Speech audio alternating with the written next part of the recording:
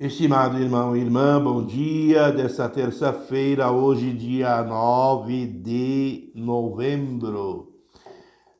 Queremos dirigir a Deus a nossa oração, a nossa prece neste novo dia. O Salmo 45, que diz: os braços de um rio vêm trazer alegria à cidade de Deus, a morada do Altíssimo. O Senhor para nós é refúgio e vigor, sempre pronto mostrou-se um socorro na angústia. Assim não temeremos se a terra estremece, se os montes desabam, caindo nos mares. Os braços de um rio vêm trazer alegria à cidade de Deus, à morada do Altíssimo. Quem a pode abalar? Deus está no seu meio, já bem antes da aurora. Ele vem ajudá-la. Conosco está o Senhor do Universo, nosso refúgio é o Deus de Jacó. Vinde ver, contemplai os prodígios de Deus e a obra estupenda que fez no universo. Reprime as guerras na face da terra. E assim acolhemos o Evangelho também de São João, capítulo 2, versículos de 13 a 22. Estava próxima a festa dos judeus e Jesus subiu a Jerusalém. No templo encontrou os vendedores de bois, ovelhas e pombas e os campistas que estavam aí sentados. Fez então um chicote de cordas e expulsou todos do templo, junto com as ovelhas e os bois. Espalhou as moedas e derrubou as mesas dos cambistas e disse aos que vendiam bombas: tirai isso daqui, não façais da casa de meu pai uma casa de comércio. Seus discípulos lembraram-se mais tarde que a Escritura diz: o zelo por tua casa me consumirá. Então os judeus perguntaram a Jesus: que sinal nos mostras para agir assim? Ele respondeu: destrui esse templo e em 3 dias o levantarei. Os judeus disseram: 46 anos foram precisos para a construção desse santuário, e tu o levantarás em 3 dias. Mas Jesus estava falando do templo do seu corpo. Quando Jesus ressuscitou, os discípulos lembraram-se de que ele tinha dito e acreditaram na Escritura e na palavra dele. Palavra da salvação, glória a vós, Senhor. Diferente dos evangelhos sinóticos, João mostra em poucos detalhes o ministério de Jesus na Galileia. Sua atenção se volta para os acontecimentos em Jerusalém. O evangelista narra aqui logo a chegada a Jerusalém, esse episódio que os sinóticos irão guardar para o fim. Jesus chega ao templo e, por meio das suas ações e palavras, irá recordar o verdadeiro sentido da casa de Deus. A Páscoa dos judeus, ao sinalizar que os acontecimentos irão ocorrer na Páscoa dos judeus, João vai preparando a preposição que acontecerá. A festa judaica será sobretudo ou sobreposta pela Páscoa cristã. Jesus vai à festa, mas não para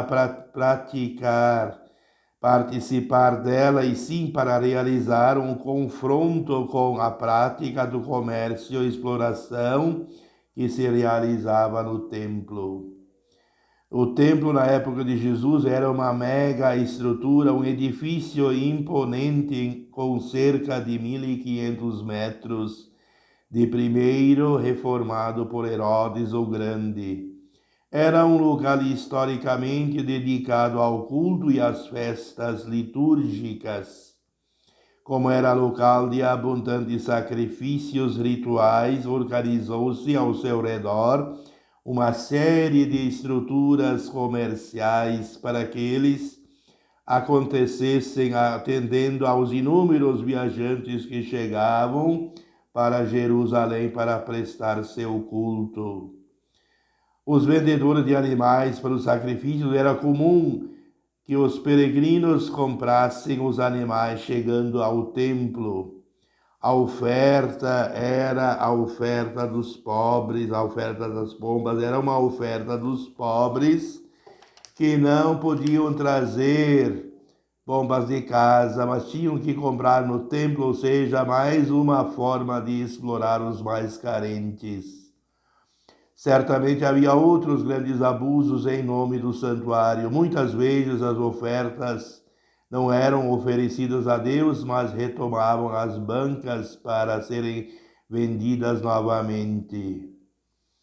Por isso, os cambistas no templo só podiam entrar moedas puras. Ora, em Israel tinha sido adotada como moeda oficial a moeda de Tiro. Para comprar e ofertar no templo era necessário fazer o câmbio, era o primeiro modo de explorar. Por isso a expulsão, a presença de Jesus não só coloca em ordem o templo, mas também simbolicamente mostra que os sacrifícios não são necessariamente quando o Filho de Deus está presente, por isso a casa de seu Pai não pode ser profanada. Por isso o Evangelho de João coloca Jesus aqui como um novo e verdadeiro templo no seu corpo ressuscitado.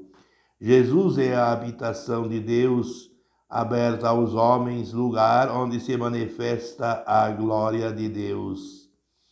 Os discípulos lembraram-se de que ele tinha dito e acreditaram na Escritura e na palavra dele. Assim como no sinal das bodas de Canaã, no final, os discípulos creram em Jesus, agora também os discípulos creem, acreditam na Escritura e em Jesus. A Escritura é a base para a fé. Jesus cumpre com as profecias e atualiza a palavra de Deus revelada no Antigo Testamento.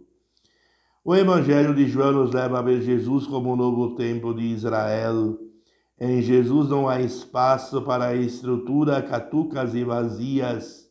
Ele apresenta o templo como a casa do Pai, convidando-nos a ter com ele uma relação filial no meio do seu próprio Filho enviado ao mundo.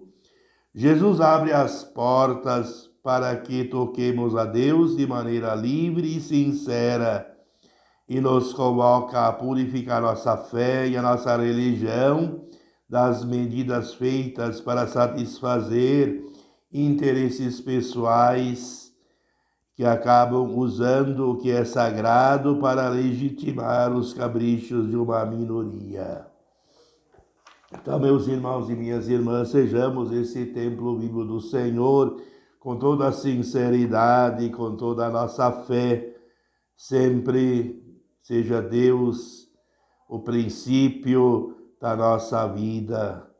Por isso rezamos intercedendo a Maria, Mãe de Jesus, que nos ajuda a vivermos bem esse novo dia, rezando Ave Maria, cheia de graça, o Senhor é convosco, bendita sois vós entre as mulheres, e bendito é o fruto do vosso ventre, Jesus.